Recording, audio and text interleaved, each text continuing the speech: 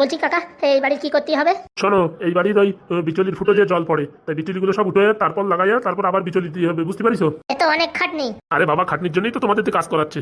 ছোটখাটো কাজ হলে নিজেরাই তো করে নিত। তা বলছি ক টাকা দেবেন? 550 টাকা দুজনের। বলছি কাকা, এ কোনো কথা হলো? সারাদিনই ওই কাজ করে পারা যাবে না, এমনকি কালকে সকাল অব্দিও লাগতে পারে। হ্যাঁ, 550 টাকা দিলে হয়? দেখো বাবা, আজকাল কাজ কোথাও পাওয়া যাচ্ছে না। আমি তো তোমাদের কাজ দিচ্ছি, অন্য কেউ হলে পরে কাজ দিতে পারতো না। সবসময় ওই কথা বলে আমাদের সান্ত্বনা দাও। আজকে আর কাজ করবো না, 550 টাকায় কাজ করা যাবে না। দেখ বাবা, 700 টাকায় কাজ নিছি, 150 টাকা যদি আমি না ইনকাম করি তাহলে আমার ঠিকাদারি চলবে? ও আমরা 550 টাকা কাজ করতে পারবো না, তুমি অন্য কারোর দিয়ে করাই নাও। বলছি ভাই ফুটো, খালি খালি বসে না থাকি, কাজ করলে তো 500 টাকা আসবে। দেখিছো, এই হাগু হচ্ছে জুতির কথা বলে, এই ফুটোটার মাথা গরম। হ্যাঁ, আমার তো মাথা গরম, তাই আমি কাজ করবো না। শালা এত একটা ঘর নাকি? হ্যাঁ, সব বিচলি নামায় তারপর লাগাইয়া আবার কত কাজটা জানো হাগুদা? বাড়ি বসে থাকলে তো ভাই টাকা আসবে না, তাই একটু কাজ করলে কি হয়? তুমি ঘোড়া করলি করো, আমি করবো না। আরে ফুটো, খেপে যাচ্ছ কেন? এক কাজ করো, 600 টাকা নিয়ে নে। ও আমি 1200 টাকার নিচে করবোই না। আরে উনি কাজ নিয়েছে 700 টাকায়, তা 1200 টাকায় কাজ করবি না মানে? তুমি করো করো, আমি করবো না, আমি বাড়ির দিকে যাচ্ছি। ভাই ফুটো, এইভাবে রাগ করে যাস নে। কাকা, ফুটো যখন কাজ করবে না, আমিও করবো না। তোমাদের কাজ দিই বলে মাথায় উঠে পড়িস, তাই না? অন্য লোক কাজের জন্য হাহাকার করতেছে, যাই দেখো। আজকের তো তোমার আর কাজ করবো না। না করিস না করিস, তোদের মতন হেল্পার আবার অনেক আছে, তাদের দিয়ে করিয়ে নাও। বলছি কাকা, আমি এই ফুটোরে বুঝে টুঝে নিয়ে আসবানি, এখন ওর মাথা খারাপ, আজকে আর কাজটা হবে না। দেখো তোমাদের কাজগুলো দিচ্ছি বলে মাথায় উঠে পড়িস। লোকে দিন আনে দিন খায়, কাজ পায় না। হ্যাঁ, সারাক্ষণ আমার পাশে ঘুরু ঘুরু করে, শুধুমাত্র তোমার পরিস্থিতি থেকে আমি কাজগুলো দিই। হ্যাঁ, আর ফুটো আজকে কি ব্যাপারটা করলো? আপনি রাগ করবেন না, ও বাড়ি ওর বাবার সাথে একটু ঝগড়া হয়েছে তো, তাই মাথাটা একটু গরম আছে। হ্যাঁ, আপনি টেনশন নেবেন না, আমি ওকে ঠিক বুঝাই নিয়ে আসবো। দেখো, কালকে ডেলিভারি দেবো বলেছি ঘরটা, তা এখন যদি কালকে না হয় তা একটা মালিকের সাথে একটা মান সম্মান থাকবে না? না আপনি বলেন, যারা কাজ করবে তাদের শরীর খারাপ, এরকম একটা বুঝাই টুঝাই রাখেন, আমরা কালকে কাজটা করে দেবো। ঠিক আছে, কালকে কাজটা করে দিও। আর সকালে যদি না আসো, অন্য লোক দিয়ে কিন্তু আমি কাজ করাই দেবো, তোমাদের আর কোনোদিন কাজে নেবো না। আপনি চাপ নেবেন না, আমরা ঠিক সকাল 8টায় চলে আসবো। মালগুলোর কাজ দিই বলে মাথায় উঠে পড়িছে। আমার মতন ঠিকাদার কে আছে? কে দেবে 600 টাকা? যা, যেখানে পারিস কাজ করে বেড়া গিয়ে, অত নাফানাফি ভালো না। বলছি ভাই, ওরকম রাগারাগি করে কেউ চলে আসে? আরে তুমি বোঝো, কম বড় ঘর। হ্যাঁ, কালকেও কাজ সারাই পারবো না, আজকে তো হবেই না, 2 দিন লাগবে কাজ। 2 দিনই 550 টাকা বলে। হ্যাঁ, বলো ঢ্যাব না, যে বেশি কাজ করবো না তখন 50 টাকা বাড়াইছে।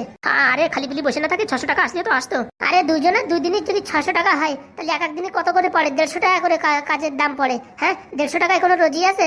খালি খালি বসে থাকে তো কোনো লাভ নাই। তুই আর আমি যদি কাজ করি না, ও আমি সকালে বিকেল অব্দি করে ফেলাতে পারবো। এই তো গরুর মতন খাটতেই হবে, পায়খানা করার সময় থাকবে না, মাঝে মাঝে যেটি বিড়ি খাবো সে কায়দাও থাকবে না। দেখ ভাই, রাগ করিস না, কালকে সকালে যাই কাজটা করে দিলে হবে না। না, এই ঠিকাদারে কাজ করবো না বলে দিছি তো, বলে দিছি অন্য ঠিকাদার দেখবো। আরে বাবা, ফুটো নাকি? হ্যাঁ বলো। আরে 2 দিন ধরে তোমাদের খুঁজে বেড়াচ্ছি। কেন খুঁজে বেড়াচ্ছ? কেন আমরা কি তোমাদের মুরগি চুরি করেছি নাকি যে খুঁজে বেড়াচ্ছ? আরে না না, আমার ঘরটা একটু রিপেয়ার করাতে হবে, তাই তোমাদের খুঁজে বেড়াচ্ছি। তোমার তো দালান বাড়ি, তোমার আবার কোন ঘর রিপেয়ার করাতে হবে? আরে ওই কলা বাগানের পাশে একটা বিচলির ঘর আছে, ওই বিচলির ওইখানে জল পড়ে, বিচলিগুলো উঠে তারপর লাগাই, আবার বিচলিগুলো সেট করতে হবে। কোন ঘর বলো তো ঠিক করে? আরে এই তো এখান থেকে 4-5টা ঘর পিছনে। ওই কলা বাগানের পাশে ওই ঘরটা? হ্যাঁ, তোমাদের না পেয়ে তারপরে ওই এক ঠিকাদারের দিছি কাজটা। ওই কেসটা ঠিকাদার রে? হ্যাঁ, তোমরা কি করে জানো? বলছি ক টাকায় হয়েছে বুকিং? আর বললো না, আমি তো বলেছি 1000 টাকা, তা তো শুনলো না। ওই 1,500 টাকায় সেটেলমেন্ট হয়েছে। শুনিস হাগুদা, কেস্টের কথা শুনিস? বলছি কি এই কেস্টের কাছ থেকে কাজটা ফিরিয়ে নাও, বুঝিস? আমরা তোমার 1400 টাকায় কাজটা করে দেবো। এই 100 টাকার জন্য খালি খালি এখন বদনাম করবো? ঠিক আছে, আমরা 1300 টাকায় করে দেবো। এই সর্বনাশ, 1300 টাকায় আমার 200 টাকা লস হয়ে যাবে। ওই কেস্টমার আমার তাতে এত বেশি টাকা নিচ্ছে। ওসব ছেড়ে দিন, কেস্টরে বলেন কাজ করাবো না, আমরা নিজে করে নেবো, ঠিক আছে? তারপর আমাদের ফোন করেন, আমরা এসে ঝপাত করে কাজটা করে দিয়ে যাবো। হ্যাঁ হ্যাঁ, আপনি ওই তারপল কিনে রাখবেন আর পেরেক ফেরেক কিনে রাখবেন, আমরা সব কিছু সেট করে দিয়ে যাবো। সব কিছু কি না আছে? কালি কেস্টরে বারণ করে দেন, আমরা কালকে সকালেই কাজে লেগে পড়বো। আচ্ছা, কেস্টরে আমি ফোন করে বলবো নাকি? ও কাজ আর তোমার করার দরকার নাই, আমার ছেলে বাড়ি আইছে, বাপার ছেলে দুজনে মিলে কাজটা করে ফেলবো। আচ্ছা, তোমাদের তাহলে ফোন করলাম না, সকালে এসে কাজটা করে দিয়ে যাইও। ঠিক আছে। তাহলে আমি বাড়ির দিকে যাই, আমি ওইখানে যাচ্ছিলাম তোমাদের দেখে, তাই আমি এদিকে আসলাম। হ্যাঁ আচ্ছা, কালকে সকালে কাজটা করে দেবো। কি বুঝলে হাগুদা? ওই কেস্টর বাচ্চা আমাদের 550 টাকা দিয়ে নিজে 950 টাকা ঝেড়ে দিত।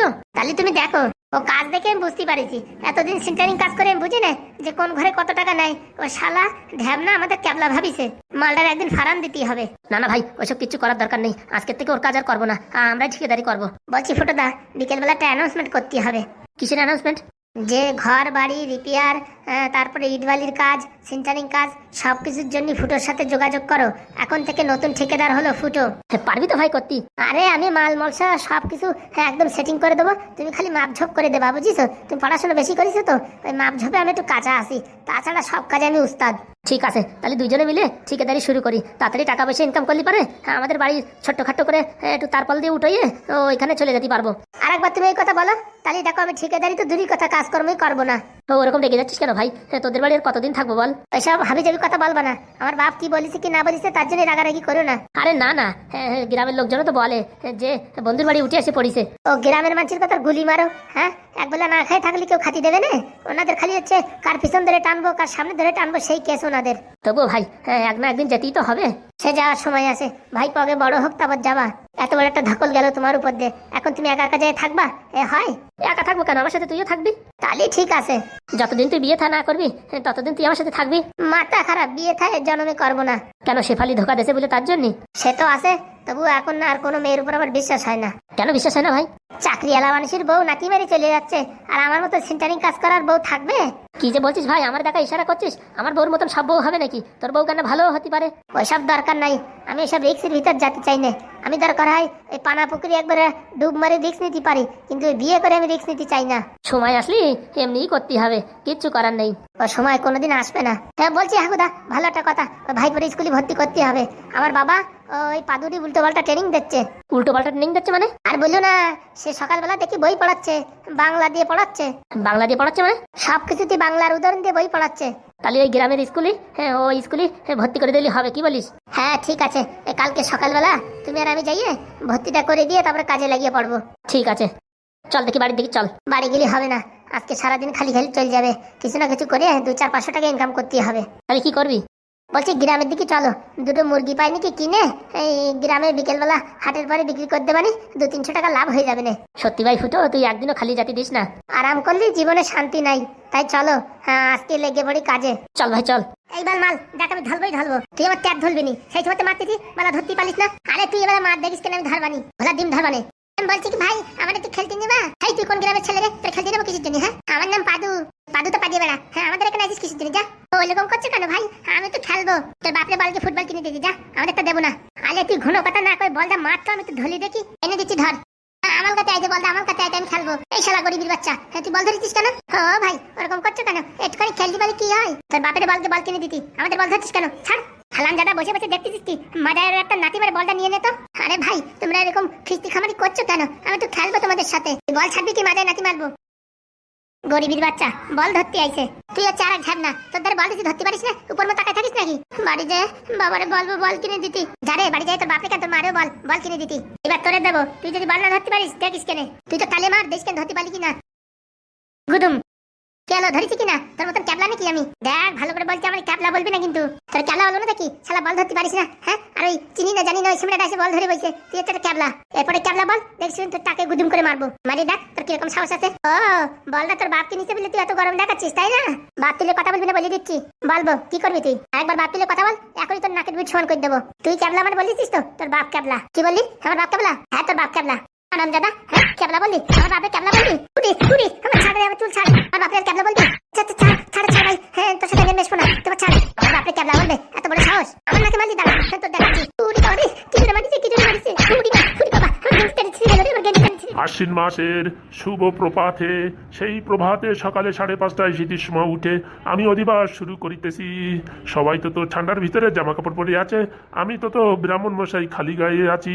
কত কষ্ট, কত আমার জীবনে ভাই জানি না, পয়সার জন্য দুটো কত কিছু করতে হয়। আশ্বিনের তিথিতে সকালের মঙ্গলে 5:50 এই ঠান্ডার ভিতরে সবাই তো ক্যাতামুড়ি কম্বল মুড়ি দেয়, আর আমি তো শীতের ভিতরে বডি দেখায় যায়। আজকে তো বিজয় আর রূপার হবে বিয়ে, তাই সকালে 5টার সময় উঠে আমি অধিবাসের ফুটা দিতে চলিতেছি ভাই। যে যেখান থেকে তো দেখতিস, এদের দুইজনে আশীর্বাদ করো যেন তাড়াতাড়ি দুইজনা ডিভোর্স হয়ে যায়। কি বললেন? আর এটা সংস্কৃত মন্ত্র, দেখো আমার মন্ত্রের মাঝখানে ডিস্টার্ব করবা না। আগে ছিল ভালো ছেলের সাথে তো বিয়ে, ছেলের মতন ছেলে হয় না, সেই ছেলের ডিভোর্স দিয়ে এখন করছে এই ক্যাবলাশালার সাথে তো বিয়ে। ভালো কথা বলতি না, আমি বলতে গেলি পাপ, সবাই তো আমার কথা বলবে কুপকাত।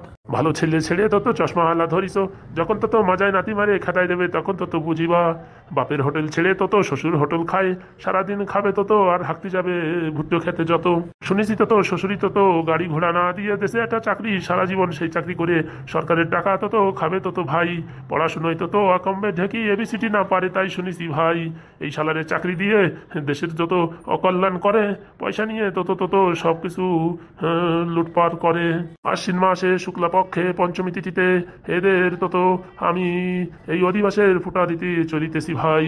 সবাই একটু আশীর্বাদ করো, এদের যেন সংসারে গন্ডগোল লাগে থাকিতে চাই। মাসে মাসে পুজো করবে, ডাকবে আমারে ভাই, মোটা টাকা দেবে আমারে, সেই টাকা দিয়ে আমার বৌদি আমি শাড়ি চুড়ি গয়নাগাটি কিনে দেবো ভাই। আজকাল যা জিনিসপত্র দাম পড়িছে ভাই, চৈত্র মাসে বৈশাখ মাসে একটা পুজো আশ্রা পাই। শুনেছি নাকি ছোট্ট ছেলে ফেলাই থিয়ে বিয়ে করছে এই দামনা শালা রে। পয়সার জন্যই কত কিছু হয় এই দুনিয়ায়, আরো কিছু আমি তো দেখিতেছি চাই, আরো কিছু দেখিতে চাইতে আমি ভাই এই সব দেখি আমার মনের ভিতর ভয় তো পাই। শেষ বয়সে বউ যদি ছাড়িয়ে তো যায়, তাই বউর সব কথাবার্তা শুনতে আমি চাই। যত পয়সা গণি আমি আয় করি ভাই, সব তো বউর কাছে দিয়ে থুই ভাই। এত শত দেখবো আর কত যে জীবনে বাঁচবো কতদিন কে তো জানে। যতদিন বাঁচি আমি পুজো আচরা করি, এই টাকা নিয়ে আমার বউর মাথায় ঢালি। অল্প বয়সে ফিরিত করিয়া দুইজনে বিয়ে করতেছে ভাই, কয়দিন পরে দেখবো যখন পয়সা করি নাই, আর এই সালারে চাকরি দিল কি দেখে ভাই, আমি তো বুঝিতে পারি তো নাই। হ্যাঁ ভাগ্য ভালো আমার ছেলে পেলে নাই, নাই তো এই স্কুলে পড়াইতে তো আমার ছেলের সর্বনাশ হয়ে যায়। হ্যাঁ নাক মাথা ঢ্যাবনা তো বসে আছে সামনে, কিছু তো বলতে পারছি না মন্ত্রের ভিতরে যত বললি হবে না, ঠাকুর মশাই খুব ভালো মন্ত্র পড়ে, হ্যাঁ একদম সুরে সুরে পড়ে। আমার মন্ত্র মাঝে ডিস্টার্ব করো না তোমরা, চুপচাপ দাঁড়াই থাকো তো কি জিনিস বিয়ে দিচ্ছ বুঝবা তো যত শত। এবার মেয়ে তুমি বলো। হ্যাঁ পুরোহিত মশাই। বিয়ের পরে স্বামীর কথা শুনবো আমি ভাই, শোন স্বামী যা বলবে তো তা আমি অক্ষরে অক্ষরে পালন করিতে চাই। হ্যাঁ আমি অক্ষরে অক্ষরে পালন করবো। এবার ছেলে বলো। ঘর জামাই থাকি আমি, থাকি ভালোবাসে, আমার শ্বশুর শাশুড়ি যা বলে তাই আমি শুনি, শাশুড়ি কথা বেশি শুনি আর শালির কথা বেশি। শালি তো আমারে তো বিয়ে দিচ্ছে ভাই, তাই শালির কথা শুনতেই হবে সবসময়, আমার তো চাই। পয়সা করি না থাকলেও যে যা বলে সব কিছু শুনিয়ে আমি যাই। বউর কথাই আমি উঠবো বসবো ভাই, যখন যা বলবে তাই আমি এনে দিতে চাই। শীত নাই গরম নাই, যখন যা বলে বউর একমাত্র কথা আমি শুনি, তাই বউ আমায় ভালোবাসে ভরে। এমন ভালোবাসা চিরদিন থাকে যেন ভাই, তাই আমি তোমাদের আশীর্বাদ করতে চাই। বলিছি। ভালো করিছো বলিছো। অগ্রহায়ণ মাসে আমি বিয়ে দিতে চাই, এই তো কি মাস চলতেছে আমার মনে নাই, তাই ভাই একটা মাস হলো কোনো দেখাশুনো নাই, এই দিন তারিখ কিছু নাই, শুধু তো বিয়ে করাই দিই। বিয়ে তো করাতেই হয় পেটের দায়ে ভাই, নাই তো এমন বিয়ে আমি তো জীবনে না করাই। বিয়ে না করালি পারে বাড়ি খাবো কি, টাকা পয়সা কিছু নাই, সব হয়ে গেছে ঘি। আমার বউর পোষপাত যত শত কি, এখন বলে কানের তা লাগবে তার বুড়ো বয়সে, কত নখরা যত দেখি আমি কি। আর কিছু তো বলতে আমি চাই না তো ভাই, এইখানে আমি তো অধিপাশের ফুটা তো দিয়ে তো শেষ করিতে চাই। যে যেখানে আছো তো উলুধ্বনি দাও, উলুধ্বনি দিয়ে এই দুটোরে আশীর্বাদ করো, তাড়াতাড়ি যেন এদের আবার যেন ডিভোর্স হয় ভাই। আর এই মেয়ে যেন বুঝতে পারে আগের ছেলে ছিল তো ভালো, এইটা যত প্রেম প্রীত করে করলি তো বিয়ে, কদিন পরে বুঝবি তো প্রেম প্রীতির জ্বালা, তখন বুঝবি আগের বর ছিল আমায় ভালা। ছোট ছেলে ছাড়িয়ে তুই সংসার করছিস ভাই, আনন্দের ভিতরে আনন্দ তোর নাচে নাচে কুল না পাই। দুদিন পরে তোর ভালোবাসা যাবে কেতায় আগুন ধরে, তখন তুই বুঝবি তো তোর আগের ভালো ছিল তো হাগু তো ভাই।